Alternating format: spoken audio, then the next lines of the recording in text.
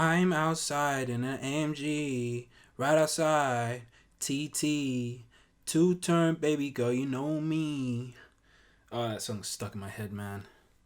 Microhabits are an action that requires minimal motivation or effort to complete. The idea is over time, a microhabit will slowly build on top of itself and result in something significant.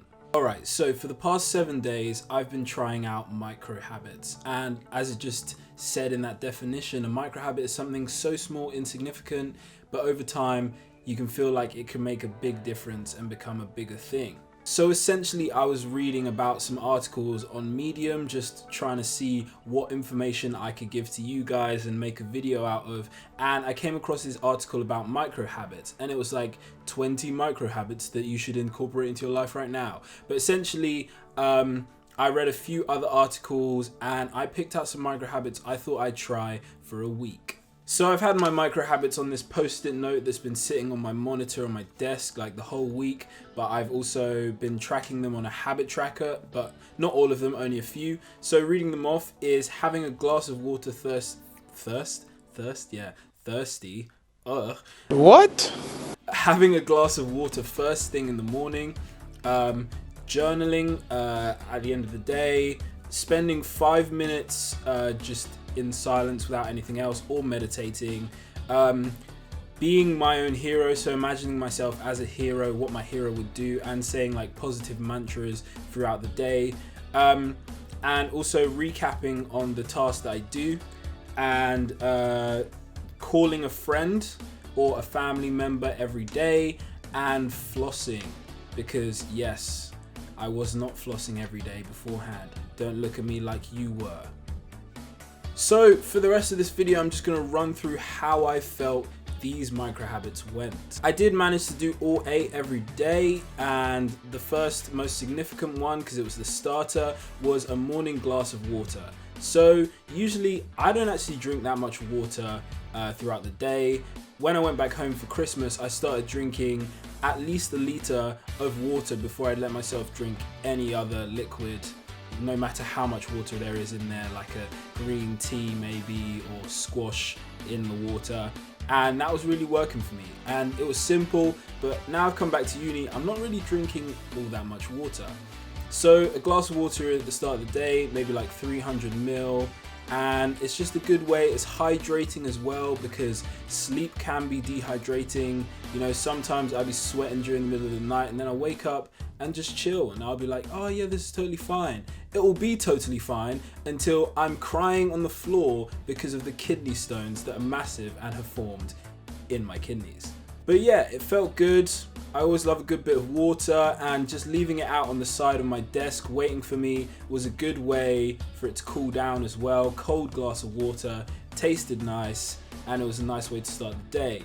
It didn't actually motivate me to drink more water, so I think maybe starting to drink more water in general would be helpful, but I guess it did sort of boost the amount of water I was drinking anyway, and that is always a good thing.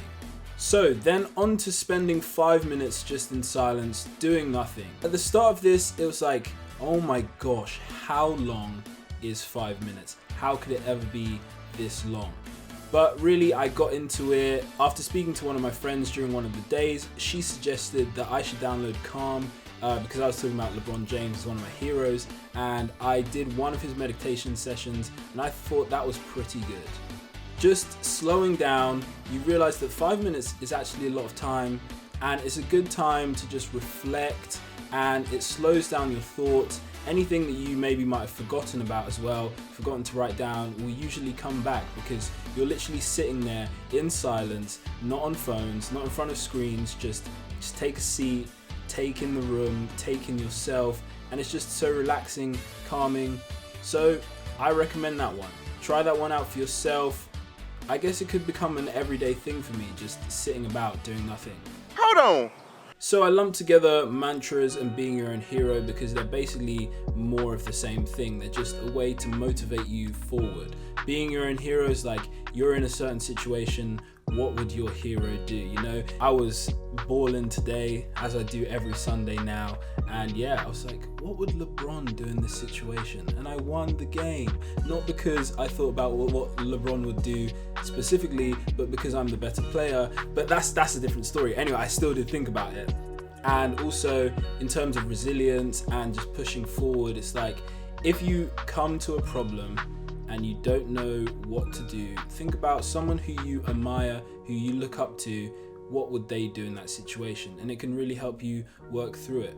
Maybe not the biggest of situations or biggest of decisions, but it can be helpful as well. And in the same way, mantras can be helpful just to make you see that you're going forward, you're doing this. They're just little quotes. Everyone seems to be a bit motivated by a quote. It is only short-term motivation, so you can't literally just see it and then be like, oh yeah, for the rest of the year, I'm going to be so on it. I'm going to be like smashing it out. You'll see it and you'll be like, well, maybe I should try to be like that. And that can kickstart you in what you're doing and your motivation for that day. So in the journal that I was keeping, I kept recaps of my revision and the music that I was doing for the week.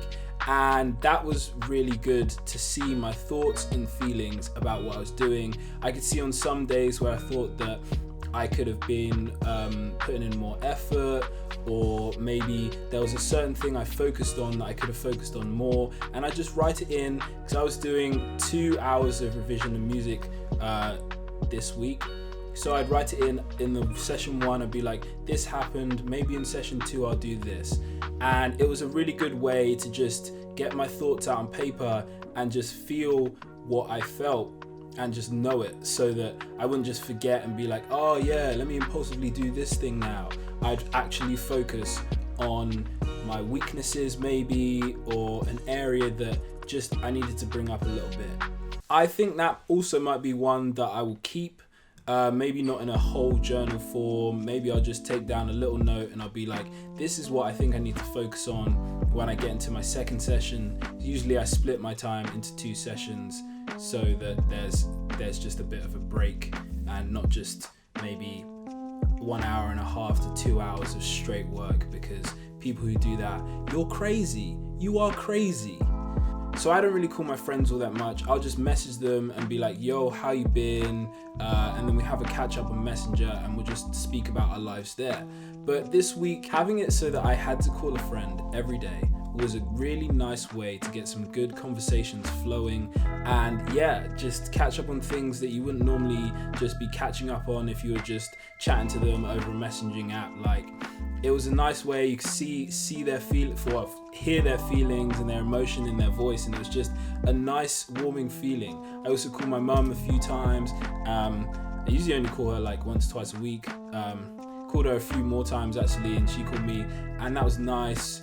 And yeah, it was just all round a great experience. So, you know, there's those friends that you haven't caught up with in a long time. See if you can call them up, just see how they're doing and just check them out. And like, yeah, it's really warming and it's nice. It's nice to be actually in contact with your friends over the phone. I think text messaging, all this stuff might have ruined a few good conversations that you could have if you just picked up the phone, set out some time and were like, yo, let's speak. And finally, journaling. So I've never tried journaling because I've never thought, oh, let me write down my thoughts and how I feel on the day and like everything that's going down. I feel like it could be a really good way to just see your thoughts for the day, and it's a really nice way to recap. I think in the future, I won't journal. I might just set out a time at the end of the day where I literally just go over everything and I'm like, how did I feel today? And like all of that. Not so formal as to write it down, but really to just see how I felt. Maybe I'll stick it somewhere, but it will just be a much slower process. In my journaling, I had pros of the day, cons of the day, and then 3 wins. And that was a really nice system just to see things. And also I had an overall where I just write my feelings and what happened in the day and what I wanted to do in the next day. And I felt that was really nice. So yeah, there you have it. Some micro habits. Go check them out. Call a friend today.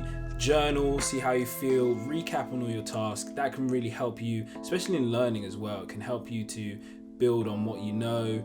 yeah, spend 5 minutes alone meditating or just in silence, just chilling, and you'll see the difference. So thank you for watching this video. If you did enjoy it, please do leave a thumbs up, and if you're new around here, hit that subscribe button. And new video coming next Monday, and I will talk to you in the next video.